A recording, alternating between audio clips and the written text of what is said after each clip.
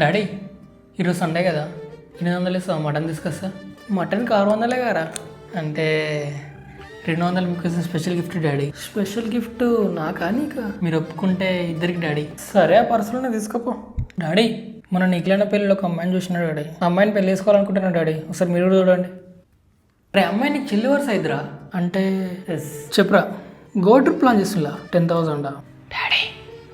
Daddy నేను ఫ్రెండ్స్లో గోవా ట్రిప్కి వెళ్తా డాడీ. 2 రోజులకు వస్తాం వల్ల తిరగక ఎక్కడ పడితే అక్కడ తిరగకు. జాగ్రత్త రా. 10,000 డాడీ. సరే కుడుతున్నా.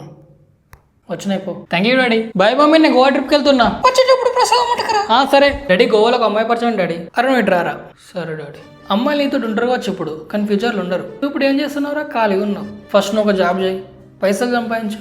తర్వాత అమ్మాయి నీతోటే ఉంటాయి లైఫ్ లాంగ్. నీకు దేనిపైన ఇంట్రెస్ట్ ఉంది, ఏ కోర్స్ కావాలి నీకు చెప్పు. నీకోసం నేను మంచి ఇన్స్టిట్యూట్ చూపిస్తా. ఈ రోజులలో స్కిల్ ఉంటే జాబ్ ఈజీగా వస్తుంది. నీ స్కిల్స్ని ఇంప్రూవ్ చేసుకోవాలంటే నీకు ఒక మంచి ఇన్స్టిట్యూట్ కావాలి. నీకు కావాల్సిన కోర్స్ ఏమిటో కమెంట్ చేయి. దానికి సంబంధించిన బెస్ట్ ఇన్స్టిట్యూట్ నేను చూపిస్తా హైదరాబాద్లో. జాబ్ ఎంత చెప్పు స్కిల్ ఉంటే.